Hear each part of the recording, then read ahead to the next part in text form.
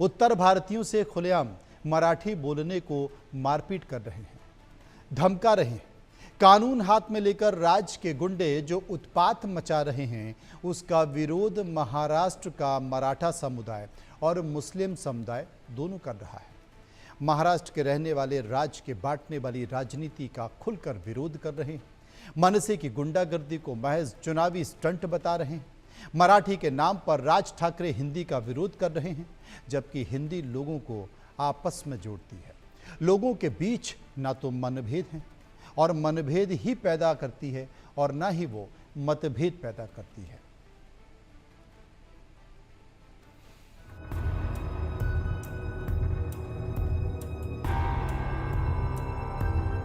महाराष्ट्र में मनसे की मनमानी, मराठी हिंदी पर खींचातानी,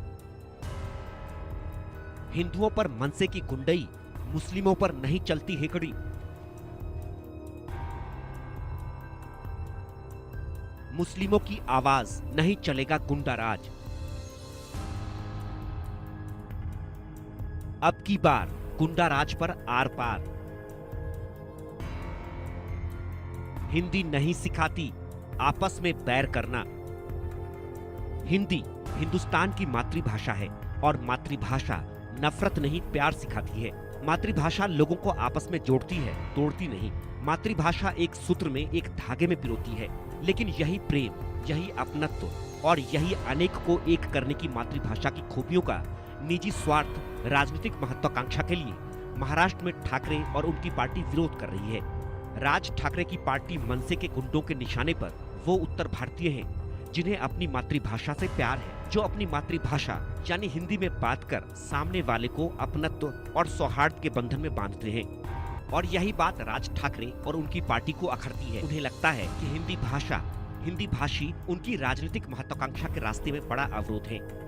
हमेशा से समाज को बांटने, नफरत फैलाने की राजनीति करती आ रही मनसे समाज की एकता से घबरा रही है और इसलिए मराठी अस्मिता के नाम पर मनसे के गुंडे लगातार उत्तर भारतीयों और हिंदी भाषी लोगों पर गुंडागर्दी कर रहे हैं, उनसे मारपीट कर रहे हैं, जबरन मराठी बुलवाने पर अड़े हैं, हिंदी बोलने पर उत्पात मचा रहे हैं। फिर चाहे उत्तर भारतीय महिला हो, युवा ऑटो चालक हो, अधेड़ कोचिंग संस्थान चालक हो, बुजुर्ग हो, मनसे के उत्पाती और रंगबाज कार्यकर्ता किसी को नहीं छोड़ रहे। कभी गुजराती में लगे होटलों और रेस्टोरेंट के साइन बोर्ड को उजाड़ कर मराठी में लिखने का फरमान सुना रहे हैं, तो कभी किसी दूसरे विवाद में भी जानबूझकर मराठी गैर मराठी का मुद्दा उठाकर सरेआम बेइज्जत कर रहे हैं। राज ठाकरे ने जो समाज को बांटने के नाम पर जहर घोला, उसने कॉलेज में पढ़ रहे छात्रों के मन में भी बंटवारे का बीज बो दिया है। छात्र भी मराठी हिंदी के नाम पर मारपीट और गुंडागर्दी पर उतर आए हैं। राज ठाकरे के समर्थक छात्र उनका नाम लेकर अपने साथी छात्रों को धमका रहे हैं। ठाकरे परिवार की मराठी के नाम पर की जा रही गुंडागर्दी का विरोध खुद महाराष्ट्र का मराठी समुदाय कर रहा है। महाराष्ट्र में मुस्लिम समुदाय की भी बड़ी आबादी है, जिन्हें मनसे की गुंडागर्दी से सख्त ऐतराज है। राज ठाकरे साहब को चाहिए था कि ये जो मराठी भाषा की बात के अलावा और कोई दो चीजों पर ध्यान देते, असल मुद्दों पर ध्यान देते, क्योंकि अभी फिलहाल वो फील्ड में भी नहीं है। अब वो आना चाह रहे तो कम से कम वो ऐसे मुद्दों पर आए ताकि जिसमें आवाम का फायदा भी हो, उनकी सहूलतें हो जाए। अगर उनके अंदर, उनके कार्यकर्ताओं के अंदर ताकत है, हिम्मत है, तो वो मुस्लिम इलाकों में आकर के देखें और अपना जलवा दिखाएं, तब उनको उनकी औकात मालूम पड़ेगी। तो ऐसा हो गया है कि वो एक शेर था ना, हम तो डूबे सनम तुम्हें भी डूबेंगे। वो हाल अभी इस तरह हो गया उद्धव साहब का। अगर ये जिस तरह ये राज ठाकरे के साथ में मिल गए हैं तो वही हाल होने वाला है। क्या जितने जो हमारे एरिया में जो है काफी लोग हैं जो बाहर के आते हैं और यहाँ पे कई सालों से बसे हुए हैं, अब उनको साथ उनके भी वोटर है वो, तो अब वो थोड़ी उनको वोट देंगे जिस बार। अब ये बार तो सोचेंगे भाई तो हमको मार मार के भगाने जा रहे, हम तुमको वोट देंगे।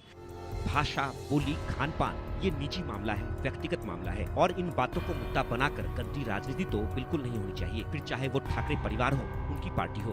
महाराष्ट्र में भी कानून व्यवस्था है। महाराष्ट्र की सरकार भी संविधान के तहत चलती है और संविधान किसी भी भाषा, बोली, खान पान पर कोई अंकुश नहीं लगाता।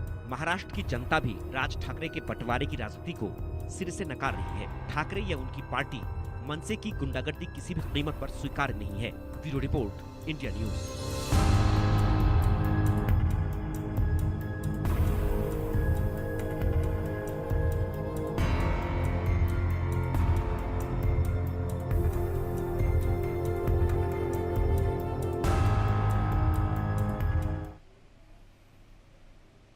इसलिए इस मुद्दे पर आज हम चर्चा करेंगे, समझने की कोशिश करेंगे। मेरे साथ कुछ मेहमान हैं, राजलक्ष्मी जोशी जो कि राजनीतिक विश्लेषक हैं, उनसे मैं बात करूंगा। संजीव उनियाल साहब राजनीतिक विश्लेषक मेरे साथ मौजूद हैं। नवीन दुबे राजनीतिक विश्लेषक मेरे साथ होंगे और एडवोकेट शोएब सिद्दीकी जो कि इस्लामिक स्कॉलर हैं वो मेरे साथ मौजूद होंगे। सबसे समझने की कोशिश करूंगा, लेकिन उसके पहले हमारे साथ एक सांसद जुड़े हैं, हम उनसे समझने की कोशिश करेंगे क्योंकि मराठी और हिंदू विवाद पर बात करने के लिए हमारे साथ सांसद इमरान मसूद जुड़ गए हैं, क्योंकि बीजेपी तमाम तरह के ये आरोप भी लगा रही है कि कांग्रेस इस मसले को क्यों नहीं उठा रही है। तो इमरान साहब, आपका स्वागत है इंडिया न्यूज पर। पहला सवाल मेरा यही है कि महाराष्ट्र में हिंदी भाषा को लेकर जो विवाद चल रहा है, इस विवाद पर आप क्या कहेंगे? क्योंकि बीजेपी ये कहती है और तमाम दूसरी पार्टियां भी कह रही हैं कि कांग्रेस की चुप्पी साधे है। इस देश को विवाद के अंदर घिरा कर ही लोगों से मेन मुद्दों से ध्यान अटकाया जाता है। आप भाषा के मुद्दे पर अटके हो। अभी देश गर्त में जा रहा है, अर्थव्यवस्था डूब रही है, हम लोग बर्बादी के मुहाने के ऊपर खड़े हुए हैं। समझ जाइए, वरना तो हाथ में कटोरा आने की तैयारी है। समझ जाइए, इन नफरतों से निकल करके अपने बारे में सोचिए कि देश बचेगा। लेकिन समझने को कोई तैयार नहीं है, क्योंकि उद्धव ठाकरे और राज ठाकरे एक साथ आ गए और मनसे कार्यकर्ता हिंदी भाषी लोगों को टारगेट कर रहे हैं, उत्तर भाषियों को पीट रहे। मैंने एक बात कही, चाहे किसी के लिए, मैंने कहा अब ये समय इन बातों का नहीं है, नफरतों का। देश को संभालने का समय है। सोचिए कि देश जा कहां रहा है। सोचिए कि प्रदेश जा कहां रहा है, देश जा कहां है। राजलक्ष्मी जोशी हमारे साथ मौजूद हैं। राजलक्ष्मी जी, कांग्रेस कह रही है कि आर्थिक स्थिति खराब है, माहौल बिगड़ा हुआ है, तमाम सारी चीजों के बीच देश में बहुत सारी चुनौतियां हैं, बावजूद इसके भाषा विवाद पर अटके हुए हैं। नमस्ते मनोज जी। जी नमस्ते। जबकि आर्थिक स्थिति के विषय में मैं थोड़ा सा असहमत हूँ इस विषय पर, क्योंकि वैसे देखा जाए तो फिर अर्थव्यवस्था के विषय में जो वर्ल्ड बैंक वगैरह जो कह रही है वो अलग बात है। लेकिन ये इस मुद्दे पर अगर हम बात करते हैं, भाषा तो लोगों को जोड़ने वाली विषय होनी चाहिए, न कि तोड़ने वाली। जैसे मैंने 2 दिन पहले भी आपसे कहा था कि ये इस बात से मैं सहमत हूँ कि जो जहाँ जिस राज्य में रह रहा है वहां की भाषा आनी उसको अनिवार्य है, सीखना तो चाहिए। लेकिन गुंडागर्दी और ये जो मारपीट होती है ये बिल्कुल भी बर्दाश्त नहीं होनी चाहिए। तो ये इसके ऊपर जो है एक्शन सरकार ले रही है, जहां जहां पर जैसे FIRs लगे हैं, केसेस लगे हैं, वहां पर ले रही है। लेकिन कुछ लोगों ने कुछ अगर केसेस नहीं लगाए होंगे तो लोगों को सामने आना पड़ेगा, बताना पड़ेगा कि हमारे साथ ऐसा ऐसा हो रहा है। तो ये जो है ये राजनीतिक मुद्दा बनाए हुए हैं ये राजनीतिक पार्टियां। और जैसे आपने सही प्रश्न पूछा कि कांग्रेस और ये कुछ अन्य राजनीतिक दल इसमें इस विषय में चुप्पी साधे हुए हैं, वो कुछ कह नहीं रहे हैं, वो कुछ बता नहीं रहे हैं, क्योंकि उनको पता है कि इस तरफ अगर हम ये बात करते तो जो हिंदी भाषी हैं उनको वो नाराज हो जाएंगे, उस तरफ बात करते तो जो मराठी लोग हैं वो नाराज हो जाएंगे, तो कहते हैं कि हम चुप रहेंगे। तो ये देखिए इसके लिए इसमें होना क्या चाहिए? अगर आपको अभिमान है मराठी अस्मिता के लिए, मराठी भाषा के लिए, तो फिर जैसे अभी आज देवेंद्र फडणवीस जी बता रहे हैं, जैसे उन्होंने JNU में वगैरह और अन्य महाविद्यालयों में जो वो मराठी भाषा को, मराठी संस्कृति को, उसको जो बढ़ावा दे रहे हैं, वैसा कुछ होना चाहिए। ये नहीं आप लोगों को आप उत्साहित करिए, उनको प्रेरणा दीजिए कि आप मराठी भाषा सीखें। उन पर अगर आप इस तरीके से ला देंगे तो फिर कोई सीखेगा नहीं। इस बात को लेकर तो जितने भी लोग राज्य हैं, में राजलक्ष्मी जी, जितने भी लोग हैं वो खुद इस बात का जिक्र कर रहे हैं कि अगर हम मराठी, अगर महाराष्ट्र में आ गए हैं, महाराष्ट्र में व्यापार कर रहे हैं, महाराष्ट्र में जॉब कर रहे हैं, तो स्वाभाविक तौर पर हम मराठी सीखते ही हैं, क्योंकि हमारा पाला तो ज़्यादातर मराठी लोगों से ही पड़ता है। तो आपको आजीविका चलाने के लिए, वहाँ पर अपने आप को बनाए रखने के लिए आपको मराठी सीखनी ही पड़ेगी, ये सबसे बड़ा सवाल है। और इसके साथ साथ जो खास बात है, वो खास बात ये है कि हिंदी का विरोध हो रहा है। अब हिंदी के साथ साथ गुजराती का भी विरोध शुरू हो गया।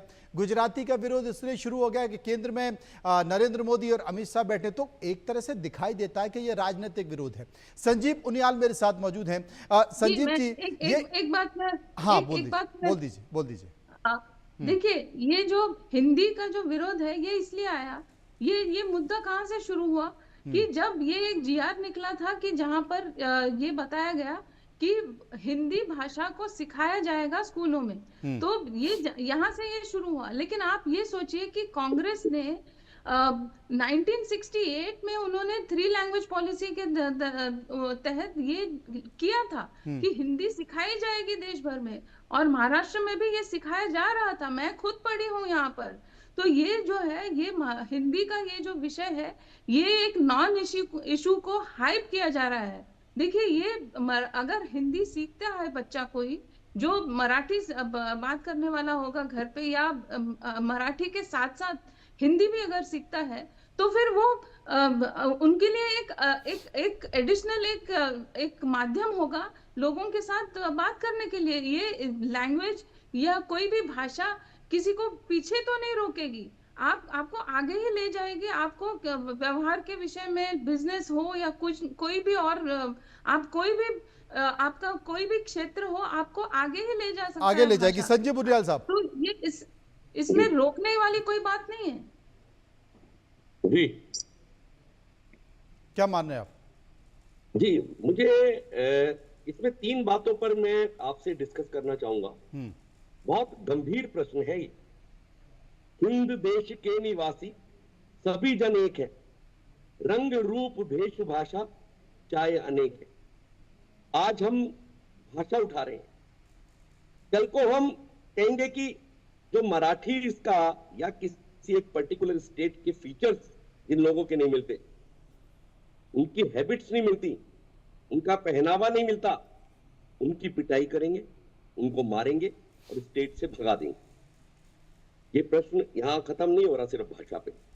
कॉन्स्टिट्यूशनल जो 19, 20, 21 आर्टिकल फ्रीडम ऑफ स्पीच कहता है, फ्रीडम ऑफ एजुकेशन कहता है, वो तो सब एक जगह है ही, पर वहां का जनमानस का कैसा मन है उस पर हम बात कर रहे हैं। दूसरा, अगर कोई व्यक्ति, मैं अपना एक एग्जांपल देता हूं छोटा सा आपको जी, कि मैं ओरिजिनली उत्तराखंड का हूं, पर मैं born and brought up in Delhi हूं। मेरे पिताश्री दिल्ली में जॉब करते थे और मेरी माता जी हरियाणा की थी। अभी मैंने पिछले वर्ष अपने उत्तराखंड में जाकर रिवर्स माइग्रेशन कह लीजिए, मैंने अपना एक एंसेस्ट्रल जो घर था वहां पर अपना मकान बनाया। मुझे अंदर से प्रतीत होता है, मुझे और मेरी श्रीमती को, कि हमें वहां की स्थानीय लैंग्वेज गढ़वाली आनी चाहिए। अंदर से प्रतीत होता है। अगर मैं किसी दुकान पर जाता हूं, वो गढ़वाली में बात करता है तो मैं गढ़वाली में बोलना शुरू करता हूं। हम दोनों ने वीडियोस से गढ़वाली बोलना शुरू किया। हमें किसी ने मारा नहीं, हमें किसी ने गुरेबान नहीं पकड़ी, हमें किसी ने ये नहीं कहा कि नहीं आपको गढ़वाली बोलनी आनी चाहिए। तो हमने गढ़वाली बोलने की कोशिश शुरू करी और 2-3-4 महीने में हम काफी हद तक गढ़वाली बोलने लगे। मैं आपको ये बताना चाहता हूं इस बात से कि स्वतः अपने मन में भी ये भावना सबके रहती है, और जो 20 वर्ष 25 वर्ष से बेचारा वहां रह रहा है महाराष्ट्र में, उसकी इच्छा कहीं ना कहीं सबकॉन्शियस माइंड में रहती है कि मैं जो है वो मराठी सीखूं। तीसरी बात कि अगर आपको किसी को गढ़वाली सिखानी है, मराठी सिखानी है, तमिल सिखानी है, गुजराती सिखानी है, तो आप उस देश का, उस स्टेट का, उस पर्टिकुलर प्रोविंस का भला जब करते हैं कि आपने उनके लिए कोई क्लासेस का प्रोविजन किया हो। मैं मराठी की क्लासेस के लिए नॉन मराठी स्पीकिंग लोगों को, और मराठी भी जो लोग, मैं नॉन गढ़वाली नहीं, मैं गढ़वाली हूं पर मुझे भाषा नहीं आती, तो मैं क्या उनके लिए मराठी सीखने की क्लासेस का प्रबंध कर रहा हूं? तब तो मैं सरोकार और व्यापक रूप में एक बड़ा नेता हूं। पर अगर मैं सिर्फ इतनी हल्की राजनीति करता हूं, और मेरी जो है राजनीतिक, जो अगर मैं कैरियर देखता हूं, अपना कद देखता हूं, तो मैं बाल ठाकरे जैसे शीर्ष व्यक्ति, जिनकी टंकार पाकिस्तान में भी बचती थी, जो कि सिंगल हैंडेड उन्होंने अपने स्टेबलाइज कर दिया अपने स्कूल ऑफ थॉट को, आइडियोलॉजी को, उन्होंने इस तरह का घिनौना काम कभी नहीं किया, उन्होंने ऐसी हरकतें कभी नहीं की। और छत्रपति शिवाजी, उनकी सेना में बहुत बड़ी संख्या में नॉन स्पीकिंग मराठी लोग थे। तो जिस प्रेरणा, जो उनके प्रेरणा शीर्ष नेता हैं, उन तक भी ये बात जानी चाहिए, उन तक भी ये बात सोचनी चाहिए, अपने अंतर मन से सोचना चाहिए कि आप कब तक इस तरह कर पाएंगे। और एक और समस्या खड़ी हो गई, मुस्लिम बंधु, जो मुस्लिम बंधु है वो कहते आओ। तो ये मैं आपको ये बताना चाहता हूं कि इस तरह की राजनीति के बहुत दुष्परिणाम होने वाले हैं और सरकार को शासनम दंडेन, शासन दंड से चलता है, तो उनको बहुत बढ़िया तरीके से एफआईआर रजिस्टर करके और चार्जशीट एफआईआर रजिस्टर्ड होना चाहिए, क्योंकि यही लोग कई सारी बातें कर रहे हैं कि आखिर महाराष्ट्र की सरकार इस तरह के लोगों पर कड़ी और सख्त कार्रवाई क्यों नहीं कर रही है। कार्रवाई तो हो रही है कुछ लोगों पर, लेकिन बहुत हल्की फुल्की हो रही है, उसका वो असर दिखाई नहीं दे रहा है। राजनीतिक विश्लेषक, इस्लामिक स्कॉलर मेरे साथ शुएब सिद्दीकी मौजूद हैं। शुएब साहब, उत्तर भारतीयों को तो निशाना बनाया ही जा रहा है, कहीं ना कहीं एक रास्ता भी दिखाने की कोशिश की जा रही है, और वो रास्ता भिंडी बाजार के इलाके की है या तमाम मुस्लिम इलाके में है। ये कहा जा रहा है हिम्मत है तो सलमान खान से और आमिर खान से मराठी बुलवा कर दिखा दो। ये कहा जा रहा है कि अगर हिम्मत है तो मस्जिदों में जाओ, मुस्लिम इलाकों में जाओ, वहाँ मराठी बुलवा कर दिखाओ अगर हिम्मत है। ये जो वैमनस्यता है, ये जो क्रिएट करने की कोशिश है और उस पर सरकार की चुप्पी है, ये क्या कहती है? देखिए मनोज भाई, ऐसा है कि इस वक्त जो महाराष्ट्र में मनसे सरकार है उसने संविधान को चकनाचूर कर दिया है और मुझे हैरत हो रही है वहां की गवर्नमेंट पर, जो अब तक कड़े फैसले नहीं ले पा रही है। आप बताइए सर, इस तरह की जो हरकतें की जा रही हैं उसका असर अब हिंदुस्तान में नहीं बल्कि बाहर भी जा रहा है। बाहर भी लोग इस बात को कह रहे हैं कि गलत कर रहे हैं। आप बताइए, बाल ठाकरे जैसी शख्सियत थी, उन्होंने कभी मराठी नहीं बोली, बंद कमरे में मराठी बोली होगी, मराठियों में बैठे हो तब मराठी बोली होगी, लेकिन मंजर आम पर आकर जब आम पब्लिक को संबोधित करते तो हिंदी बोलते थे। आप देखिए, मनसे है या उद्धव ठाकरे हैं, जबकि उद्धव ठाकरे भी हुकूमत में भी थे, मुख्यमंत्री भी थे, ये सफे हस्ती से बिल्कुल मिट गए हैं। अब चूंकि वहां पे इलेक्शन भी करीब है तो वो दिखाना चाह रहे हैं महाराष्ट्र के लोगों को, वहां पे जो लोग रहने वाले वहां के पुश्तैनी लोग हैं, कि देखिए मैं आपके साथ हूँ। तो वहां की जनता बेवकूफ नहीं है, वो जान रही कि आप होश में अब आ रहे हैं, यानी ये सस्ती शोहरत पाने के लिए आपने हथकंडा अपनाया है। आप बताइए, यूपी में क्या बिहारी नहीं चलती है, या बिहार में यूपी की भाषा नहीं चलती है, गुजरात में क्या हिंदी नहीं चलती है? कभी इस तरह की बात नहीं हुई। और सर, मनु भाई हमेशा रहा, मनोज भाई, कि जब कोई लाइन छोटी कोई खींच दे, आप उसको मिटाने की कोशिश मत करिए, आप बड़ी लाइन खींच दिए। आप हिंदी को एक्शन में ना लिए। हिंदी कुछ लोग कहते हैं राष्ट्रभाषा है, कुछ लोग कहते हैं मातृभाषा है, कुछ लोग कहते हैं राजभाषा है, लेकिन ये पूरे इंडिया में चलती है। अगर आप पाकिस्तान, बांग्लादेश भी जाएं तो वहां भी आपको हिंदी मिलेगी, क्योंकि वो पहले मुल्क हमारा ही था। तो आप देखिए, इस तरह की छोटी हरकतें करने की बात कर रहे हैं। आप वहां पे जो लोग पुराने लोग रह रहे हैं तो मराठी आती है। हमारे वहां भी मनोज भाई देखिए, सऊदी अरब में जो लोग जाते हैं, अगर वक्ती उम्रा करने या हज करने गए तो कोई बात नहीं है, लेकिन अगर मुस्तकिल काम करने जाते हैं तो वो धीरे धीरे भी सीख जाते हैं। वहां के बादशाह या वहां की हुकूमत एक्शन तो लेती नहीं कि आप अरबी सीखे। तो आप इस तरह की मोहब्बत की पहल करते कि वहां पर लोग मराठी सीखे, और पुराने लोग जो वहां पर उत्तर भारत के लोग गए हुए हैं वहां पे जाहिर सी बात उनको मराठी आती है, मतलब पर की। लेकिन अब आप बताइए, पिछले हफ्ते भी डिबेट मैंने आपके चैनल दी थी, किसी औरत को मारा उन्होंने कि मराठी बोलो, दुकान पे सामान ले रहा मराठी बोलो। तो इस तरह की मैं समझता हूँ सस्ती शोहरत पाने की इस तरह जो बात कर रहे हैं, मैं समझता हूँ जिस एंगल पे वो चाह रहे हैं कि वहां पे 50,000 करोड़ 60,000 करोड़ का जो मामला है वो उनके हुकूमत में आ जाए और 100-200 सीट जीत ले, मैं समझता हूँ ऐसा नहीं हो पाएगा। अब आप देखिए सर, 2-4 दिन जो खबरें निकल के मनोज भाई आ रही हैं, वहां के मराठी भी इस बात से नाराज हो गए हैं कि आप इस तरह की हरकतें कर रहे हैं। आप बताइए, क्या इसमें गुजराती नहीं चलती, मराठी नहीं चलती, बंगाली नहीं चलती, कहीं पर अगर ऐसी बात हो रही तो बताइए। और इसमें थोड़ी कलक से मनोज भाई ये भी रही होगी कि बाल ठाकरे साहब, स्वर्गीय बाल ठाकरे साहब के करीब जो थे वो राज ठाकरे हमेशा रहे, लेकिन जब मामला कुछ इख्तलाफ में पैदा हुआ तो उन्होंने अपने बड़े साहबजादे उनको बना दिया। तो हो सकता राज ठाकरे इस पर भी थोड़ा नाराजगी लिए हो। अब दोनों भाई को अपनी जमीन तलाशने के लिए उन्होंने दोनों भाई एक हो गए। लेकिन आप देखिए, उदय भाई ने भी तो कोई बात नहीं की। मेरी उदय ठाकरे से गुजारिश रहेगी कि आप वहां पीछे मिनिस्टर रह चुके हैं, कम से कम आप फ्रंट पर आकर निगेटिव पॉजिटिव कोई बात करिए। अभी आपने कांग्रेस की बात भी कही, मुझे अच्छा लगा, इमरान मसूद साहब ने सवाल किया, कांग्रेस को मंदिर आम पर आना चाहिए। लेकिन मनोज भाई, यहाँ पर ये भी अगर आप तारीख उठा के देखें तो कुर्सी के लिए लोगों ने गर्दनें काट दी। इसलिए बहुत सी पार्टी मंदिर आम पर नहीं आ रही, चाहे नेशनल पार्टी हो चाहे रीजनल पार्टी हो, उनके बड़े बड़े नेता इस मैटर पर सामने नहीं आ रहे, क्योंकि उनको खुद भी रोटियां फेंकनी है अनकरीब आगे। तो मैं समझता हूँ राज ठाकरे से मेरी गुजारिश रहेगी इस तरह की हरकतें ना करें। जो वहां गंगा जमनी वहां भी लेकिन चलती कर है, रहे हैं ना, करने इस की तरह कोशिश की करिए। हरकतें हो रही हैं। और आपने नवीन दुबे वीडियो हमारे साथ दिया। मौजूद है। नवीन दुबे साहब, एक प्रस्ताव आता है, जी, जी। प्रस्ताव में हिंदी को लागू करने की बात होती है, उसका विरोध हो जाता है। विरोध इतना ज्यादा होता है कि सरकार को ही लगता है कि यार ये दांव उल्टा पड़ जाएगा, चलो उसको वापस ले लेते हैं।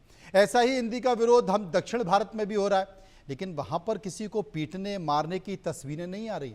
मुझे लगता है कि वो ज्यादा सभ्य लोग हैं यहां से।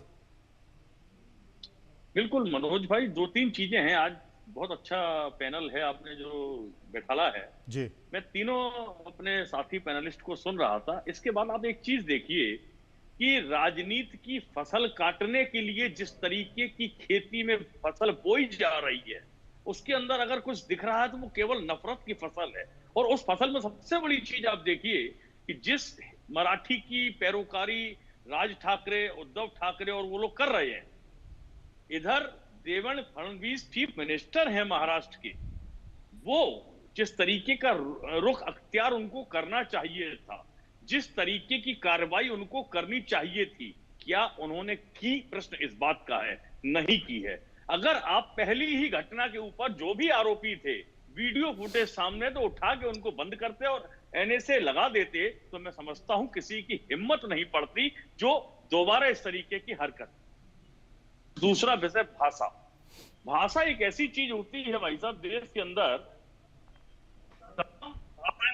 वाले कल को उड़ीसा में जो लोग काम कर रहे हैं उनसे कह दिया जाए कि नहीं साहब आप उड़िया नहीं बोलेंगे तो भाग जाओ, हम पीटेंगे। तमिलनाडु में जाएंगे तो तमिल नहीं बोलेंगे, असम में जाएंगे तो असमिया नहीं बोलेंगे, और आंध्रा में जाएंगे तो इन सब तेलुगु बोलिए, तो ये चीज तो चलने वाली नहीं है। अब तीसरी चीज आती है, मैं तो एक सवाल राज ठाकरे से और उद्धव ठाकरे से कर रहा हूं। मुझे ये बता दें कि आदित्य ठाकरे की शिक्षा क्या किसी मराठी स्कूल में हुई है या कॉन्वेंट में हुई है?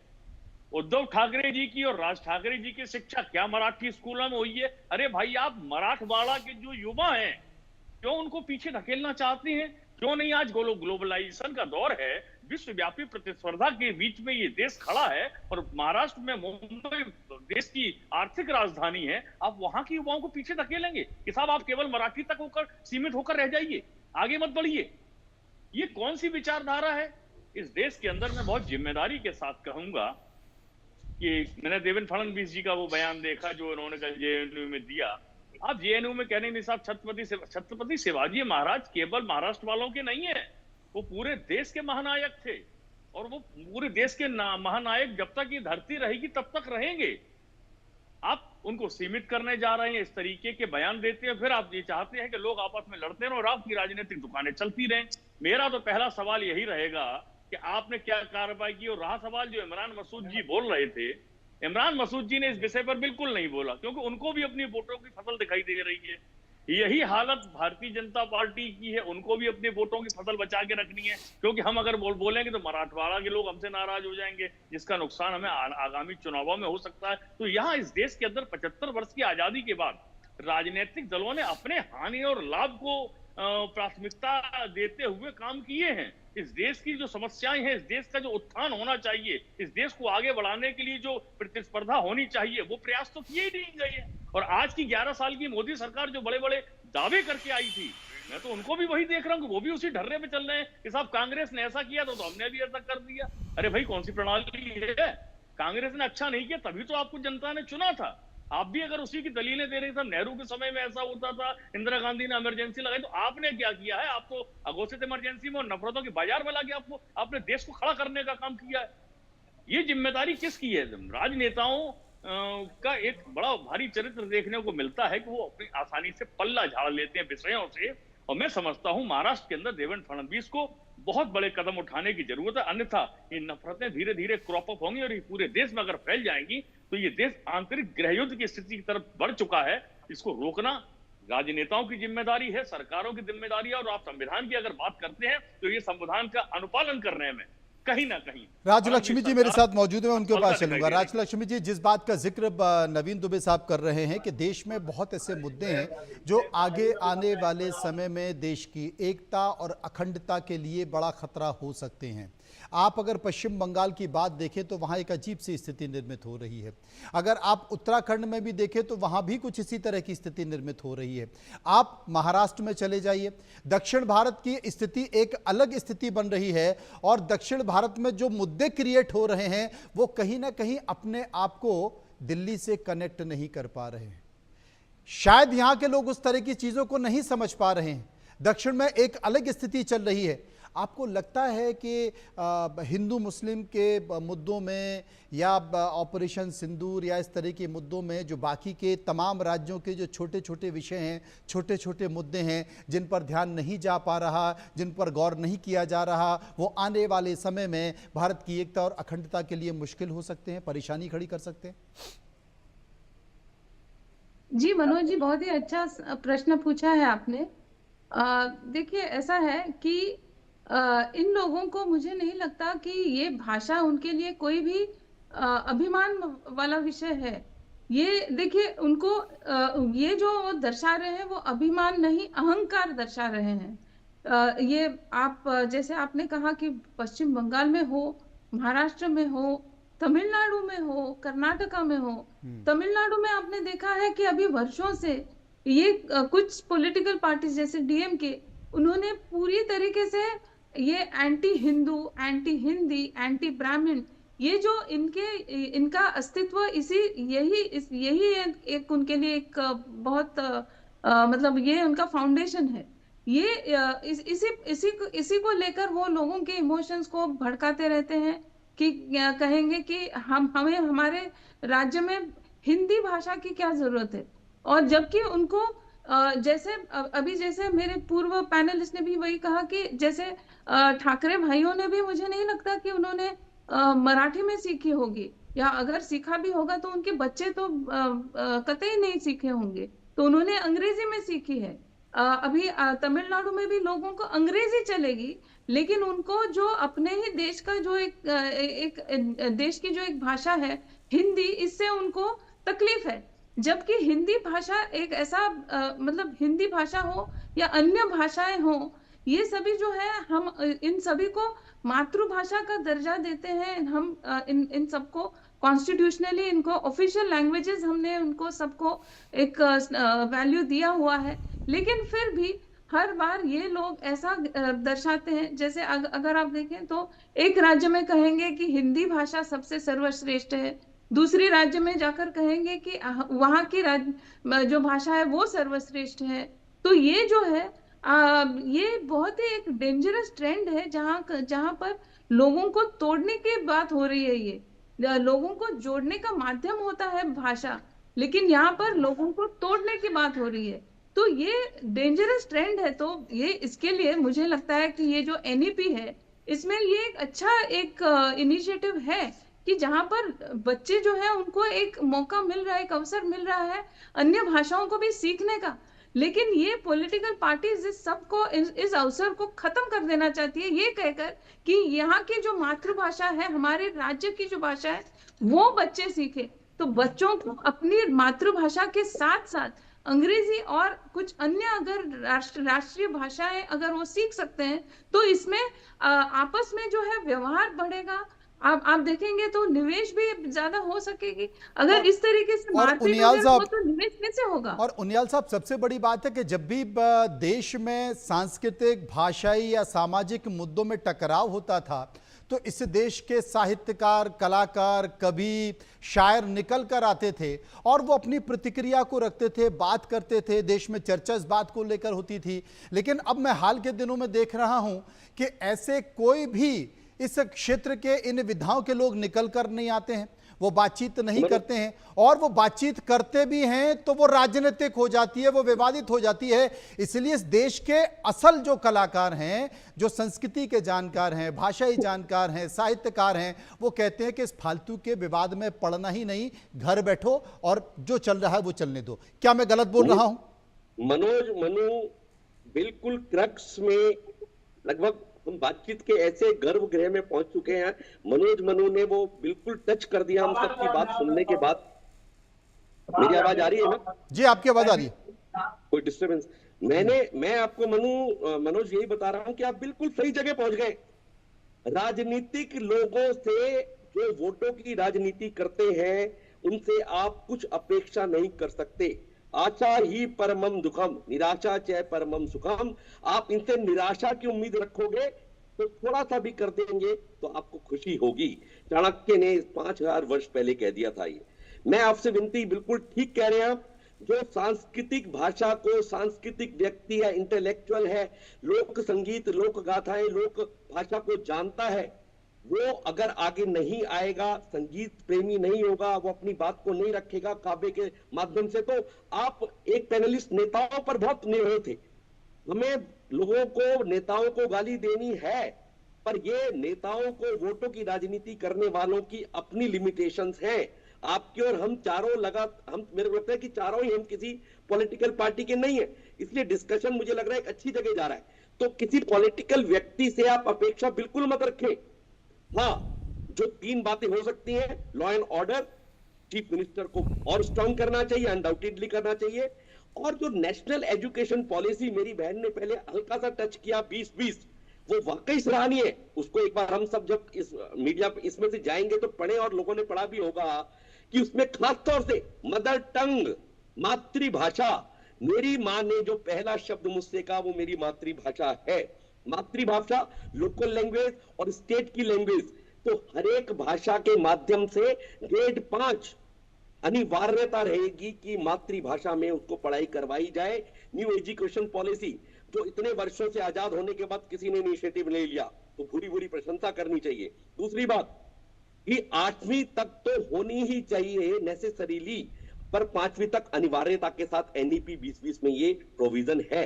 तो इस तरह की पॉलिसी बना के और सरकार को सख्ती से लॉ एंड ऑर्डर को अपने हाथ में लेके हम इन 2 बातों से आगे बढ़ सकते हैं। और आपने जो सांस्कृतिक एक तरीका बताया कि हम सब आज आप मीडिया में बैठे हैं, तो हमें इस तरह की बातें करनी चाहिए। हम अलग अलग स्टेट से रिप्रेजेंट कर रहे हैं, और हमारे बीच में मुस्लिम भाई भी है जो उसने बड़ा अच्छा से एडवोकेट है, मैं भी एडवोकेट हूं, अच्छे से अपनी बात को रखा हम चारों लोगों ने, और आपने उसको बिल्कुल सही जगह पहुंचाया। मैं सिर्फ एक विनती और करना चाहता हूं। मेरे 3 बच्चे, अपना एग्जाम्पल देने से चीजें और स्पष्ट होती हैं। मेरे 3 बच्चे हैं और तीनों बच्चे विदेश चले गए पढ़ने के लिए। अब मैंने और मेरी श्रीमती ने गढ़वाली सीख ली।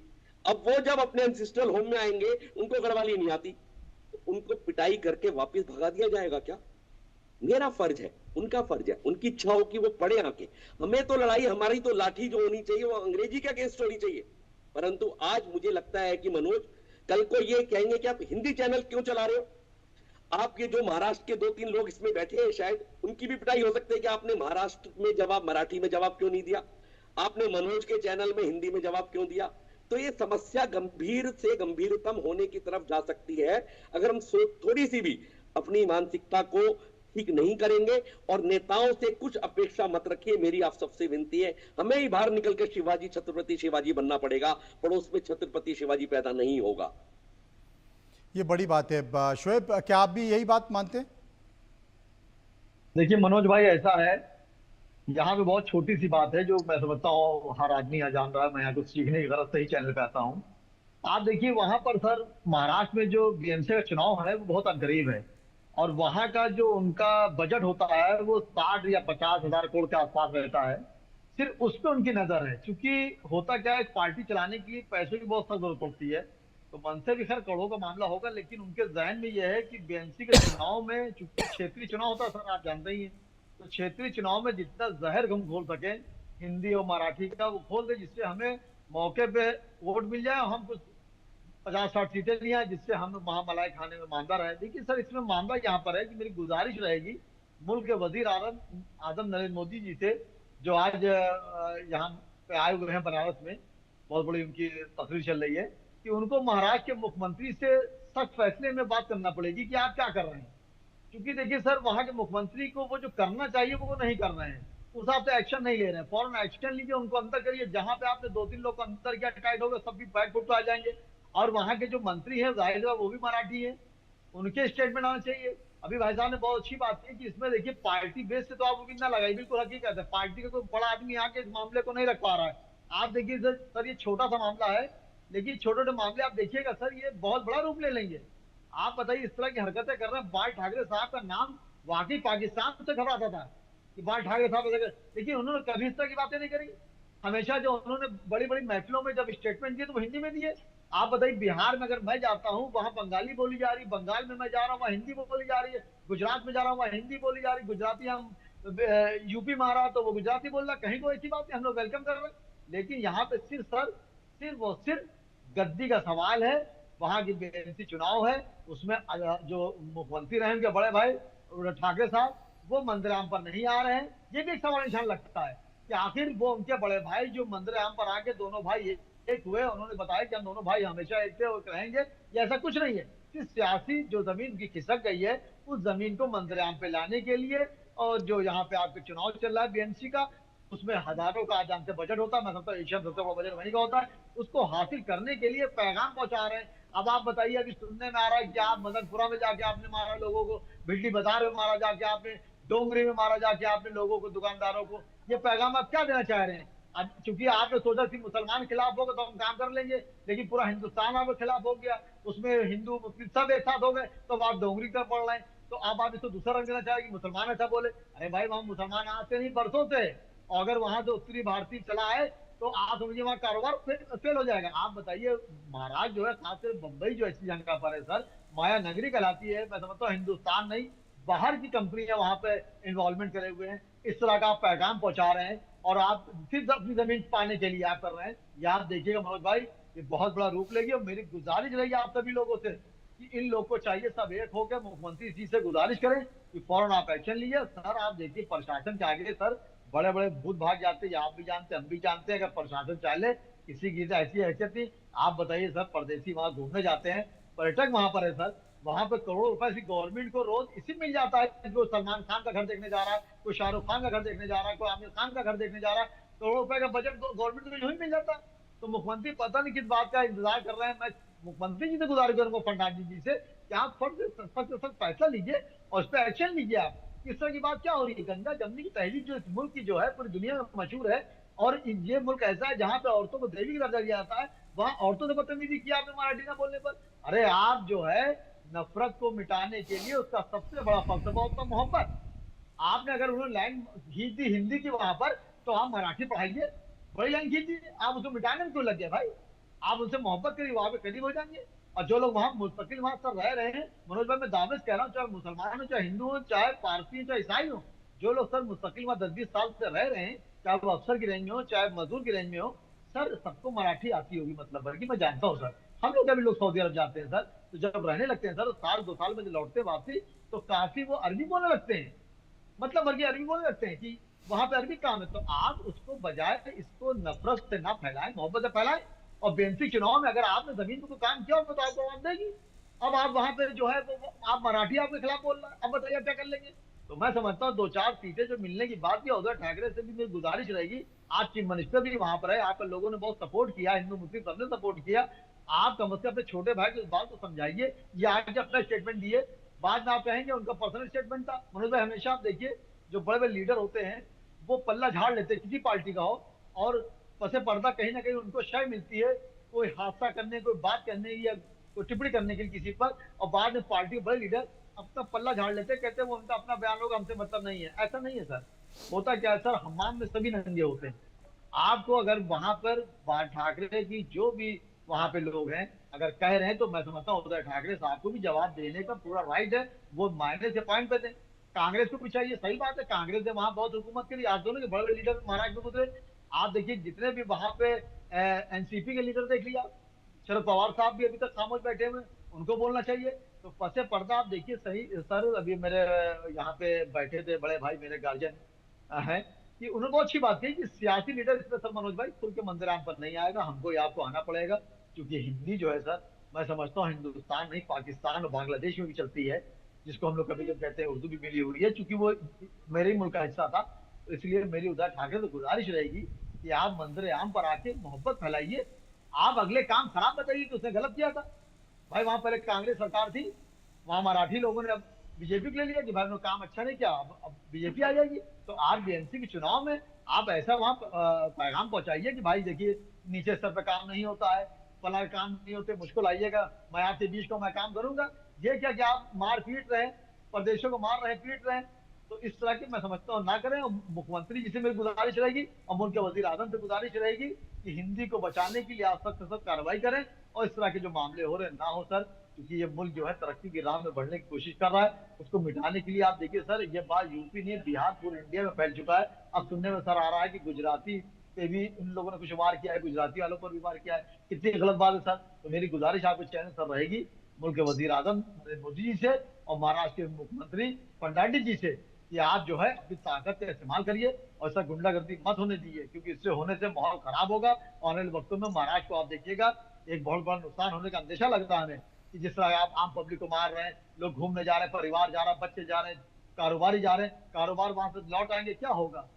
आपका जो वहां पे गवर्नमेंट के जो टैक्स आ रहा है सर, आप बजट जीएसटी लगा है सर, मुंबई में अरबों रुपए डेली जो है सर खरीदारी होती है। अगर सब कारोबार बंद कर देंगे, अपने वतन को लौट जाएंगे यूपी बिहार बंगाल गुजरात, तो आपका कारोबार ठप हो जाएगा। अरबों रुपए का जो आपको टर्नओवर मिल रहा है वो खत्म हो जाएगा। सही मैं समझता हूँ मुख्यमंत्री से मेरी गुजारिश रहेगी, नवीन दुबे साहब फॉरन एक्शन जी आपकी प्रतिक्रिया। मैं तो बड़ा सिंपल कहूंगा, देखिए मनोज जी, भाषा क्या होती है? भाषा सिंपली जो होती है कि दो भी व्यक्ति जब आपस में किसी भी तरीके से संवाद करें और वो एक दूसरे को समझ लें, वो भाषा है। हमने गूंगे और बहरों के लिए तमाम समाचार देखते हैं, आप लोगों के चैनलों पे चलते हैं, उसमें क्या होता है? उसमें तो भाषा भी नहीं होती है, इशारों से संवाद होता है और लोग समझ लेते हैं। तो आप मराठी बोलें, हिंदी बोलें, अंग्रेजी बोलें या कन्नड़ बोलें, तमिल बोलें, असमिया बोलें, कुछ भी बोलें, सामने वाले को अगर आप अपनी बात समझाने में सफल होगा, वही भाषा है। और दूसरी चीज आती है कि जिस तरीके से राज ठाकरे की पार्टी महाराष्ट्र नवनिर्माण सेना अस्तित्व की पहचान से जूझ रही है, क्योंकि वो हाशिए पे जा चुकी है पार्टी, उनका कहीं कोई अस्तित्व अब महाराष्ट्र की राजनीति में रहा नहीं है।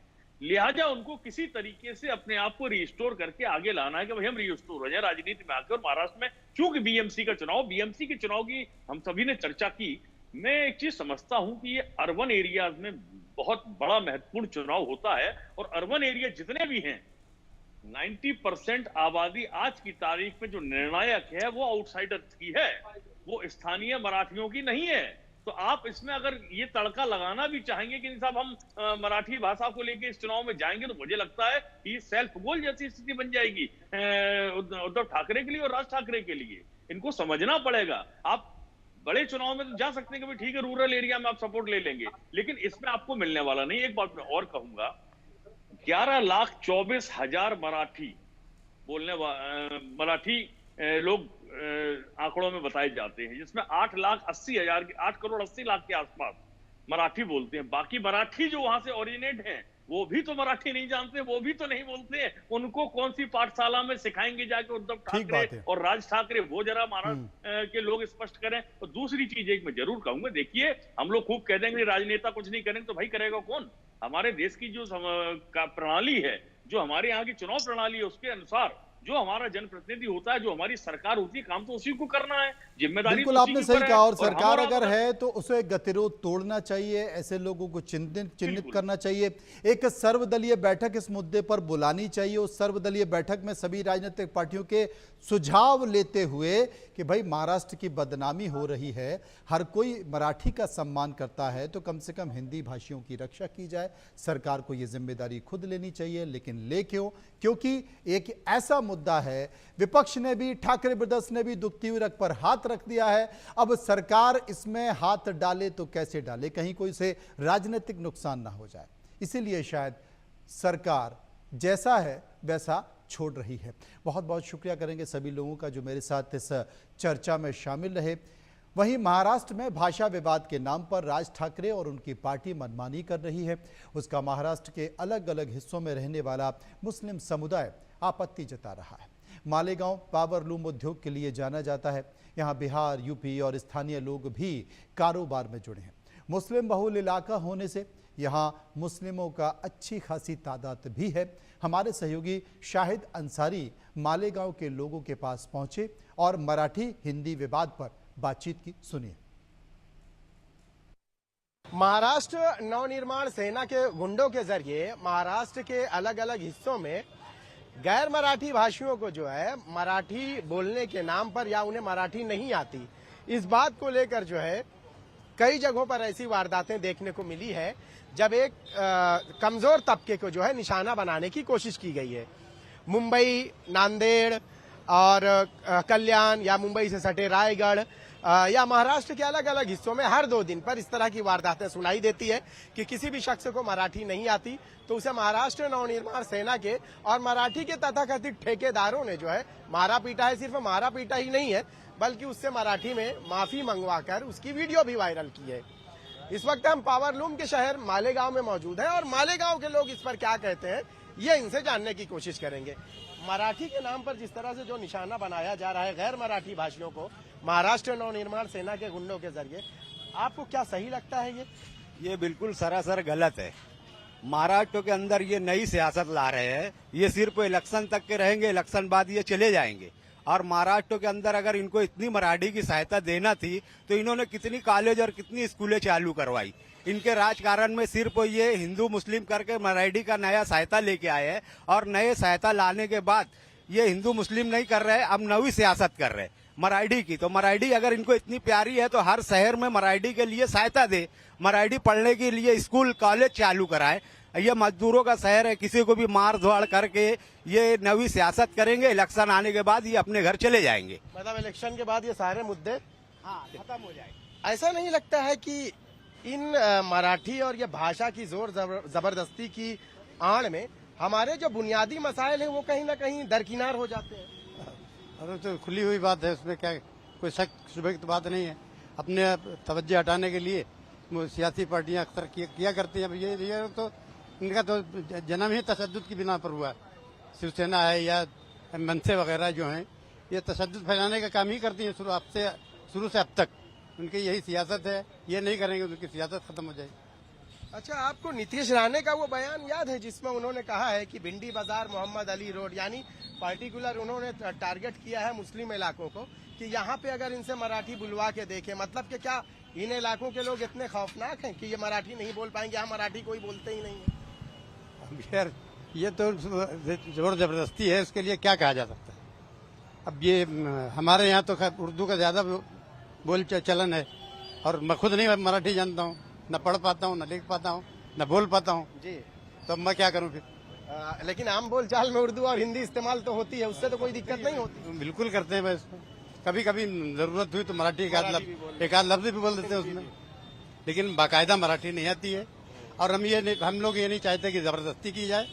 जो लोग बोलना चाहते हैं बोलें और सीखना चाहें बहुत सीखे। मैं इस उम्र में क्या सीखूंगा? जो लोग हैं भी नौजवान लड़के हैं उनको सीखें, अच्छा है, कोई बुरी बात नहीं।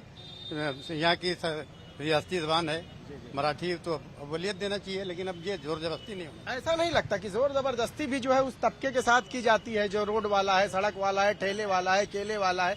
एक बड़े तबके तक पूरी फिल्म इंडस्ट्री हिंदी पे चलती है, वहाँ तो कोई नहीं जाता। इसलिए यही है ना कि अब कमजोर लोग ही पहले मारे जाते हैं ना। ताकतवर के पास जाएंगे तो पहले खड़ा हो जाएंगे मारने के लिए, तो कमजोर बेचारा क्या करेगा? तो ये जो आपने जो लोगों के नाम गिनाए, जिस सबके नाम गिनाए, बेचारा अपने रोजी रोटी में परेशान रहते हैं, वो क्या करेंगे मुकाबले? तो मराठी कहाँ से सीखेगा फिर?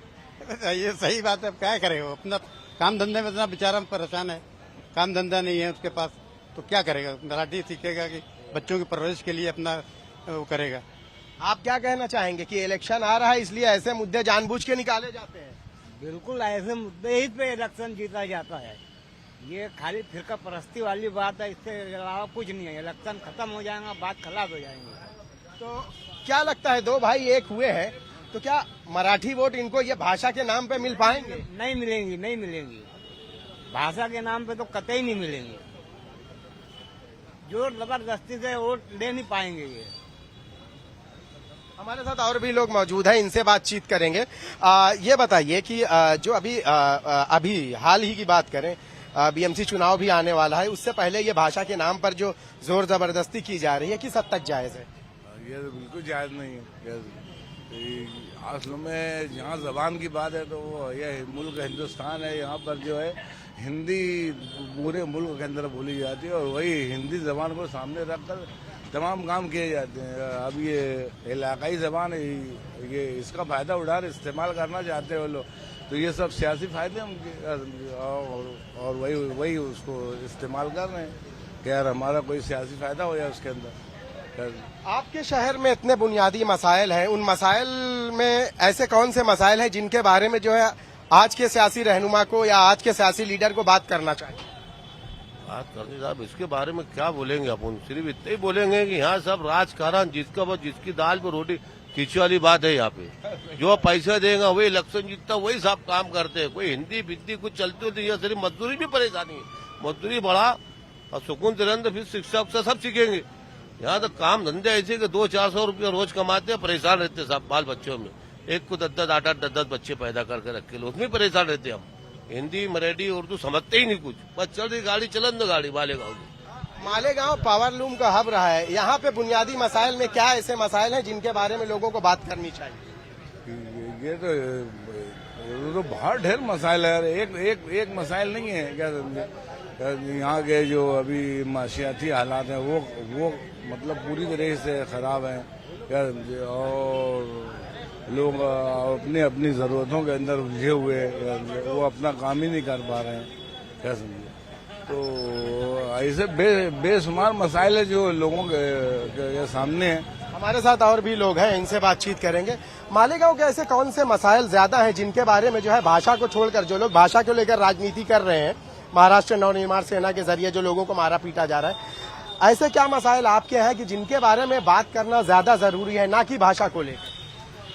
रोजगार के लिए ज्यादा जरूरी है। यहाँ पे रोजगार का बहुत बड़ा मसला है। लूम का जो रोजगार है उसमें हमेशा परेशानी आती है ना। उसके लिए ना गवर्नमेंट कुछ कर रही है, ना यहाँ के कुछ लोग कर रहे हैं। जितने भी कारखानेदार अभी तक उसमें परेशान है, और ये सब ना रोजगार ना होते हुए है ना। उसके अलावा ये मराठी भाषा, ये भाषा उसमें क्या रखा है, क्या रोजगार मिलेगा क्या हमको तो हमारा रोजगार देखना है, एजुकेशन देखना है। मालेगांव में लोग खुद कुआं खोदते, खुद कमाते, खुद करते। अब उसमें हमको गवर्नमेंट की सहायता मिले तो हम लोग और अच्छा हमारा काम होगा। तो ज्यादातर जो इंडस्ट्री को देखना जरूरी है, लूम की खास तौर से। महाराष्ट्र में मराठी को लेकर आपने देखा है कि राज्य के अलग अलग हिस्सों में किस तरह से जो है गैर मराठी भाषियों को निशाना बनाया जाता है, किस हद तक सही है ये? नहीं, वो तो बिल्कुल गलत है। जो अपनी एक जबान है, लोगों की मादरी जबान रहती है, उसमें बोलने का, लिखने का, पढ़ने का सबको हक रहना चाहिए। किसी के ऊपर कोई जबान ठोकना नहीं चाहिए, समझे क्या। सबको अपना हक रहना चाहिए कि मैं अपनी मादरी जबान में पढ़ूं, लिखूं, बोलूं, हर चीज कर सकता, हर फन में इस्तेमाल कर सकता। क्योंकि मादरी जबान जो है उसमें जो हम जो चीज लिख सकते, जो बोल सकते, अपने दिल की बातों को जो जाहिर कर सकते, दूसरी जबान से नहीं कर सकते। बहुत बहुत शुक्रिया आप सभी का हमसे बात करने के लिए। तो ये आपने देखा कि मालेगांव के लोग हैं जिन्होंने आपके सामने अपनी बातें रखी। और मालेगांव जो है पावर लूम इंडस्ट्री का सबसे बड़ा हब कहा जाता है। यहाँ पे जो है बुनियादी मसाइल में आप अगर देखेंगे तो कई बार यहाँ के मसले मसाइल को लेकर जो है असेंबली में आवाजें भी उठ चुकी। पावर लूम और पावर लूम से जुड़े जो सब्सिडी को लेकर भी जो है कई बार आवाजें उठ चुकी, लेकिन बावजूद उसके एक लंबा समय बीत गया, यहाँ के हालात में जो है सुधार नहीं आया। भाषा को लेकर अगर बात करें तो लोगों का यही कहना है कि भाषा जो है किसी को मोहब्बत से परोसी जा सकती है, ना कि इसके लिए मारपीट या सख्ती इस्तेमाल की जाए। कैमरामैन विष्णु निर्मले के साथ शाहिद अंसारी, इंडिया न्यूज, मालेगांव।